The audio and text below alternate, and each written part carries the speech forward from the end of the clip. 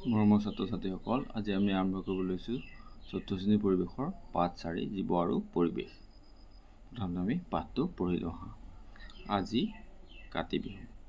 বিহুৰ দিনা আৰাধ্যা ককাকৰ লগত পথাৰৰ শস্য চাবলৈ ওলাল। পথাৰৰ মাজৰ সৰু সৰু আলিয়েদি গৈ থাকোঁতে তাই ভেকুলী এটাই ফৰিং ধৰি খোৱা দেখা পালে। তাকে দেখি তাইৰ মনত কিছুমান প্ৰশ্নৰ উদয় হ'ল। তাই ককাকক সুধিলে, আৰাধ্যা, ককা, ভেকুলীয়ে ফৰিং খায় নেকি? ককাই কৈছে, মাজনী, পোক পতংগবোৰ ভেকুলীৰ খাদ্য। মানে ভেকুলীয়ে পোক পতংগ এইবিলাক ফৰিং চৰিং এইবিলাক খায়। আৰাধ্যা, ভেকুলীৰ সংখ্যা বেছি হ'লে ফৰিংবোৰ নোহোৱা হৈ নাযাবনে ককা? যদি ভেকুলীৰ সংখ্যাবিলাক বাঢ়ি যায় তেতিয়া খাই খাই ফৰিংবিলাক শেষ কৰি পেলাবনে? তাইৰ মনত তেনেকুৱা এটা প্ৰশ্ন হৈছে। ককাকে কৈছে, তুমি ঠিকেই কৈছা মাজনী। তাইৰ লগত কথা পাতি পাতি ককাকে পথাৰৰ মাজত খুঁটি এটা ওখকৈ পুতিলে। এয়া এটা খুঁটি পুতিছে পথাৰৰ মাজত, হয়নে? কাতি বিহুত চাকি জ্বলাবলৈ। মাজনী, আজি গধূলি আমি চাকি জ্বলাম আৰু এই খুঁটিটোৰ ওপৰতে চাকি গছি থ'ম। কাতি বিহুৰ দিনাখন গধূলি তুলসীৰ তলত চাকি বন্তি জ্বলাই শৰাই আগবঢ়োৱা হয়। খেতি ভাল হ'বৰ বাবে আশা কৰি আৰু নকৈ ওলোৱা ধানৰ ঠোক কীট পতংগই নষ্ট নকৰিবলৈ কামনা কৰি খেতিয়কসকলে পথাৰত চাকি বন্তি জ্বলায়।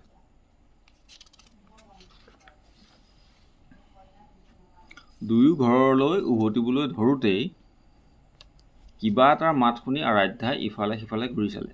পথাৰখনৰ মাজতে থকা দ ঠাইখিনি এডাল সাপে ভেকুলী এটা গিলিবলৈ ধৰিছে। তাই ভয়তে ককাকক খন্তেক সময়ৰ বাবে সাৱটি ধৰিলে। ঘৰলৈ ককাকক বেগাই উভতিবলৈ অনুৰোধ কৰিলে। মানে সাপে ভেকুলীটো খাই থকা দেখি আৰু ভেকুলীটোৱে চিঞৰি থকা শুনি পেলাই তাই ভয় খাই পেলাই ককাকক সাৱটি ধৰিলে আৰু ব'লা পটাপট ঘৰলৈ যাওঁ, মানে উভতিবলৈ অনুৰোধ কৰিলে। আহি থাকোঁতে তাই ককাকক সুধিলে, ককা, সাপে ভেকুলী খায় নেকি? ককা, খায়। ভেকুলীৰ উপৰি নিগনি, এন্দুৰ, সৰু সৰু চৰাই আদিও সাপে খায়। আৰাধ্যা, ককা, সাপবোৰক বাৰু কোনে খায়? ককা, সাপবোৰক চিলনী, শেন, ময়ূৰ, ফেঁচা আদিয়ে খায়। আৰাধ্যাই ককাকৰ লগত কথা পাতি পাতি ঘৰ পালেহি। ঘৰলৈ আহি তাই মাকক পুখুৰী পাৰতে লগ পালে আৰু তাই দেখা সকলো কথা মাকক বিৱৰি কৰিলে। তেতিয়া মাকে ক'লে, মা, সকলো জীৱকে জীয়াই থাকিবলৈ আহাৰৰ প্ৰয়োজন, কিন্তু সকলো জীৱই একেবিধ আহাৰ নাখায়। সকলো জীৱকে জীয়াই থাকিবলৈ কাৰণে আহাৰ লাগিবই, হয়নে? আমি যেনেকৈ ভাত ৰুটি খাওঁ, ঠিক তেনেকৈ সকলো জীৱই বেলেগ বেলেগ আহাৰ খায়। আৰাধ্যা, পুখুৰীত থকা জীৱবোৰে বাৰু কি খাই জীয়াই থাকে? মা, মাছে পানীত থকা শেলাই, কীট পতংগ আদি খায়। সৰু মাছবোৰক ভেকুলী, সাপ, ডাঙৰ মাছ আদিৰ লগতে চৰাইও খায়। আৰাধ্যা, তাৰমানে এটা জীৱ আন এটা জীৱক খাই জীয়াই থাকে, নহয়নে মা? মাকে কৈছে, তুমি ঠিকেই কৈছা। খাদ্যৰ বাবে পৰিৱেশত এবিধ জীৱই আন এবিধ জীৱৰ ওপৰত নিৰ্ভৰ কৰে। কিছুমান প্ৰাণীয়ে উদ্ভিদ আৰু উদ্ভিদজাত খাদ্য খায় আৰু আন কিছুমানে উদ্ভিদ খোৱা প্ৰাণীবোৰক খায়। কিছুমান জীৱই উদ্ভিদ খায়, হয়নে? গৰু ছাগলী এইবিলাকে উদ্ভিদ খায় আৰু কিছুমানে সেই উদ্ভিদ খোৱা প্ৰাণী, মানে পহু বা তেনেকুৱা জীৱবিলাকক বাঘ, সিংহ এনেকুৱা মাংসভোজী প্ৰাণীবিলাকে খায়, হয়নে? কোনে কাক খায় সঠিক ক্ৰমত সজাই লিখা। গছৰ পাত, ভেকুলী, ফৰিং। এতিয়া গছৰ পাত, ভেকুলী, ফৰিং। গছৰ পাত, তাৰপিছত ফৰিং হ'ব, তাৰপিছত ভেকুলী হ'ব। মাছ, বগলী, শেলাই। শেলাই খায় মাছে, আকৌ মাছক খায় বগলীয়ে। মেকুৰী, ধান, নিগনি। প্ৰথমতে ধান হ'ব, তাৰপিছত নিগনি হ'ব। ধান নিগনিয়ে খায়, নিগনিক আকৌ মেকুৰীয়ে খায়। শিয়াল, হাঁহ, শামুক, শেলাই। শেলাই খায় শামুকে, প্ৰথমতে শেলাই, শামুক, তাৰপিছত হাঁহ আকৌ খায় শিয়ালে। এতিয়া চোৱা, গছজোপাই সূৰ্যৰ পোহৰ লৈছে। তাৰপিছত গছে কি কৰে? সূৰ্যৰ পোহৰতে নিজৰ আহাৰ নিজে প্ৰস্তুত কৰে। শিপাৰে লয় পানী আৰু খনিজ লৱণ আৰু কাৰ্বন ডাই অক্সাইড লয় খাদ্য প্ৰস্তুত কৰোঁতে। কাৰ্বন ডাই অক্সাইড গেছ লয় আৰু অক্সিজেন গেছ এৰি দিয়ে। সূৰ্যৰ পোহৰত উদ্ভিদে বায়ুৰ পৰা আহৰণ কৰা কাৰ্বন ডাই অক্সাইড আৰু শিপাই শোষণ কৰা পানীৰ সহায়ত খাদ্য প্ৰস্তুত কৰে। সূৰ্যৰ পৰা আহৰণ কৰা শক্তি উদ্ভিদৰ বিভিন্ন অংশত জমা হৈ থাকে। এই উদ্ভিদ যেতিয়া কোনো জীৱই খায় তেতিয়া এই শক্তি জীৱটোলৈ প্ৰবাহিত হয়। সূৰ্যৰ পৰা শক্তি গছজোপাই লৈ লয় আৰু গছজোপা যেতিয়া বেলেগ জীৱ জন্তুৱে খায় তেতিয়া সেই শক্তি গছৰ পাতৰ বা জৰিয়তে সেই জীৱটোলৈ গুচি যায়, হয়নে? ছাগলী গৰু এইবিলাকে ঘাঁহ বন গছৰ পাত এইবিলাক খায়, হয়নে? এইবিলাক খাই পেলাই জীয়াই থাকে।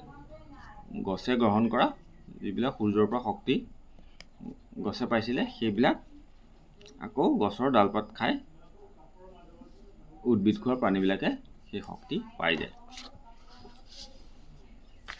এতিয়া চোৱা, এনেদৰে খাদ্যৰ দ্বাৰা এটা জীৱৰ পৰা আন এটা জীৱলৈ শক্তি প্ৰবাহিত হোৱা প্ৰক্ৰিয়াটোৱে হৈছে খাদ্য শৃংখল। এটাৰ পৰা আন এটালৈ শক্তি গৈ থাকে যে ইটোৱে সিটো খাই পেলাই, সেইটোৱে হ'ল খাদ্য শৃংখল। এই শক্তিৰ প্ৰবাহ দেখুৱাবলৈ খাদ্য শৃংখল এটাত কাঁড় চিন ব্যৱহাৰ কৰা হয়। উদ্ভিদে খাদ্যৰ বাবে আনৰ ওপৰত নিৰ্ভৰ নকৰে। ইহঁতে নিজৰ আহাৰ নিজেই প্ৰস্তুত কৰি লয়। সেইবাবে খাদ্য শৃংখলত উদ্ভিদৰ স্থান সদায় প্ৰথম। এটা উদাহৰণৰ সহায়ত কথাটো বুজি লওঁ আহা। ঘাঁহ ফৰিঙে খায়, এইটো ঘাঁহ ফৰিঙে খাইছে। ফৰিঙক ভেকুলীয়ে খাইছে, হয়নে? ফৰিঙক ভেকুলীয়ে খায়। ভেকুলীক সাপে খায়, সাপক চিলনীয়ে খায়, হয়নে? এই কথাখিনি তলত দিয়া ধৰণে লিখি খাদ্য শৃংখল সজাব পাৰে। এইটো হ'ল খাদ্য শৃংখল। ঘাঁহ, হৰিণ, বাঘ, হয়নে? এইটো এনেকৈ যদি লিখোঁ আমি, ঘাঁহ,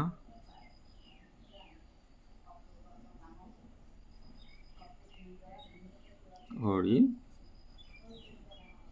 বাঘ। ঠিক তেনেকৈ ধান, এন্দুৰ, সাপ, চিলনী এনেকৈ লিখিবা।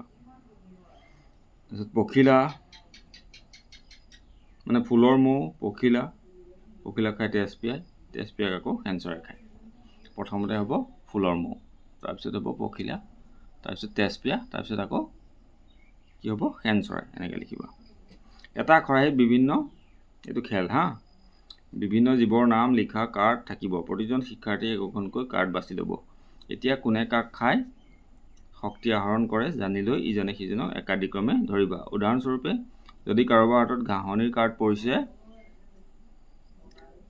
ফৰিঙৰ কাৰ্ড পোৱা যেন তেওঁক বিচাৰি ধৰিবা। ভেকুলীৰ কাৰ্ড পোৱা যেনে ফৰিঙক ধৰিবা। এইদৰে খেলটোৰ মাধ্যমেৰে একোটাকৈ খাদ্য শৃংখল সজাবা। ঘাঁহ, ফৰিং, ভেকুলী, সাপ, চিলনী, এনেকৈ এইটো খাদ্য শৃংখল বনাইছে। হ'ব, তোমালোকে এইটো কৰি চাবা বিদ্যালয়ত। তাৰপিছত চোৱা, জীয়াই থাকিবলৈ জীৱক এটা উপযুক্ত প্ৰাকৃতিক পৰিৱেশৰ প্ৰয়োজন। উপযুক্ত পৰিৱেশতহে জীৱৰ সৃষ্টি, বৃদ্ধি আৰু বিকাশ ঘটিব পাৰে। আমাৰ চাৰিওফালে থকা বায়ু, পানী, মাটি, সূৰ্যৰ তাপ আৰু পোহৰ, উদ্ভিদ, প্ৰাণী, চৰাই-চিৰিকটি আদি সকলোবোৰ একেলগ হৈ প্ৰাকৃতিক পৰিৱেশ গঠন কৰিছে। সকলো উদ্ভিদ, প্ৰাণী, চৰাই-চিৰিকটি হ'ল পৰিৱেশৰ জীৱীয় উপাদান বা এইটো জৈৱিক উপাদান।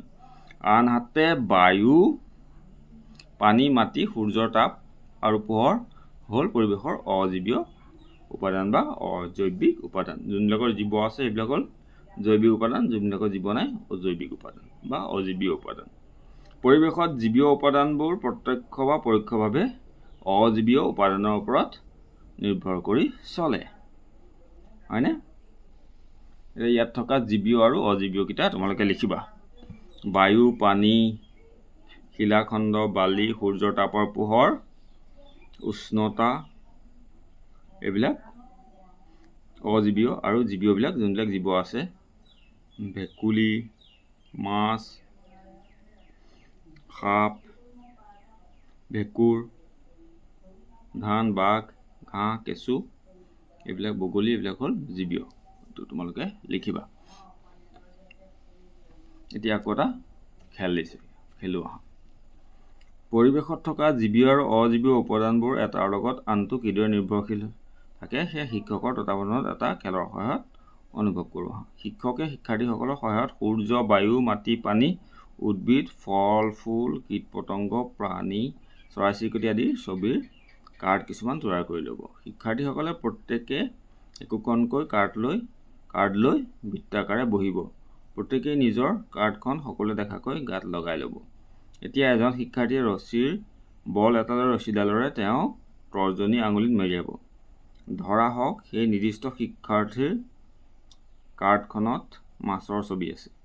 তেওঁ সকলোকে উদ্দেশ্যি প্ৰশ্ন কৰিব, মই মাছ, মোৰ কাৰ লগত সম্বন্ধ আছে? পানীৰ কাৰ্ড থকাজনে ক'ব, মই পানী। মাছ পানীত থাকে, মাছৰ মোৰ সৈতে সম্পৰ্ক আছে। মাছৰ কাৰ্ড থকাজনে পানীৰ কাৰ্ড থকাজনলৈ ৰছীৰ বলটো দলিয়াই দিব। পানীৰ কাৰ্ড থকাজনে ৰছীডাল নিজৰ তৰ্জনী আঙুলিত মেৰিয়াই ল'ব। তাৰপিছত এইদৰে আন্তঃসম্পৰ্ক থকা শিক্ষাৰ্থী ইজনে সিজনক বলটো আগুৱাই দি থাকিব। শেষত দেখা যাব যে ৰছীডাল প্ৰতি শিক্ষাৰ্থীৰ আঙুলিত বান্ধ খাই এখন জাল সদৃশ হৈ পৰিছে। তাৰপিছত যিকোনো এজনৰ আঙুলিৰ পৰা ৰছীডাল খুলি বাকীসকলক নিজা নিজা আঙুলিবোৰ গাৰ ফালে টানি অনুভৱ কৰিবলৈ দিব। কোনোবা এজনে ৰছীডাল খুলি দিলে জালখন ঢিলা হৈ পৰিব। এনেদৰে শিক্ষাৰ্থীসকলে অনুভৱ কৰিব যে পৰিৱেশৰ এটা উপাদান নোহোৱা হৈ পৰাৰ বাবে জালখন দুৰ্বল হৈ পৰিল। মানে পৰিৱেশৰ প্ৰত্যেকটো উপাদানৰে প্ৰয়োজন আছে। এটা উপাদান নোহোৱা হৈ গ'লে খাদ্য জালখনৰ দুৰ্বল হৈ পৰিব, হয়নে? খেলটোৰ পৰা তোমালোকে জানিব পাৰিলা যে পৰিৱেশৰ সকলো উপাদানেই এটা আনটোৰ ওপৰত নিৰ্ভৰশীল। এই নিৰ্ভৰশীলতাই পৰিৱেশত ভাৰসাম্য ৰক্ষা কৰে। ইটোৱে সিটোৰ ওপৰত নিৰ্ভৰ কৰে, হয়নে? আৰু পৰিৱেশৰ ভাৰসাম্য বৰ্তি থাকে বা ভাৰসাম্য ৰক্ষা হৈ থাকে। যদি কোনো কাৰণত পৰিৱেশৰ পৰা কোনো এবিধ উপাদান নোহোৱা হয়, তাৰ প্ৰভাৱ বাকী উপাদানসমূহৰ ওপৰতো পৰে। ফলত পৰিৱেশৰ ভাৰসাম্য নোহোৱা হয়। সেয়েহে আমি পৰিৱেশৰ উপাদানবোৰক ৰক্ষণাবেক্ষণ দিয়া উচিত। আমি সেইকাৰণে সকলো পৰিৱেশৰ উপাদানবোৰক ৰক্ষণাবেক্ষণ দিব লাগে, হয়নে?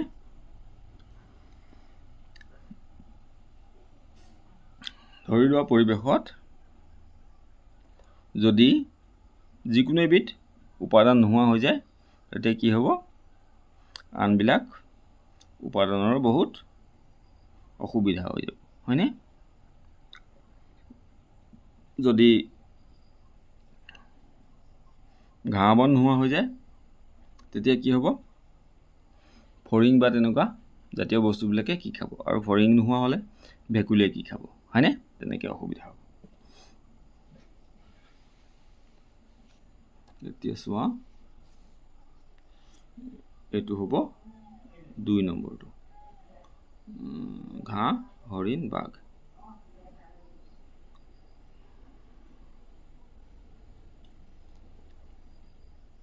তাৰপিছত পুখুৰী বা জলাশয়ত কোনটো ক্ৰম দেখা যায়? এতিয়া শেলাই, ভেকুলী, মাছ, কিন্তু শেলাই ভেকুলীয়ে নাখায়, হয়নে? গতিকে এইটো ঘাঁহ, ফৰিং, ভেকুলী হ'ব। ঘাঁহক ফৰিঙে খায়, ফৰিঙক ভেকুলীয়ে খায়। তাৰপিছত চোৱা, দিয়া আছে উত্তৰ লিখা।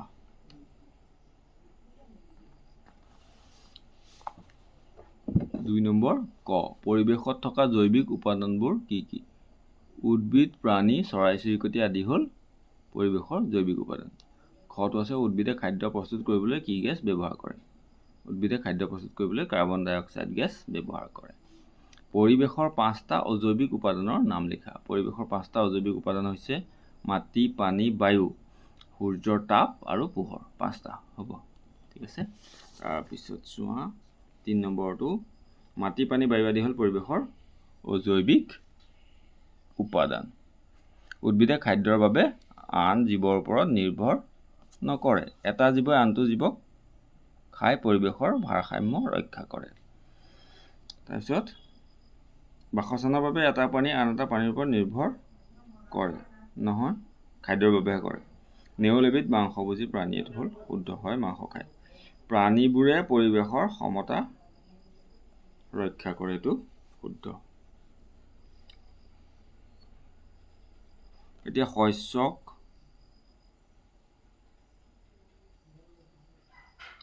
এন্দুৰে খায়, কীট পতংগক ভেকুলীয়ে খায়, শেলাইক মাছে খায়, সাপক চিলনীয়ে খায়। হ'ব, এনেকৈ মিলাবা। আৰু চোৱা এতিয়া 6 নম্বৰ, উদ্ভিদ আৰু প্ৰাণীৰ পৰস্পৰ নিৰ্ভৰশীলতাৰ সম্পৰ্কে 3টা বাক্য লিখা।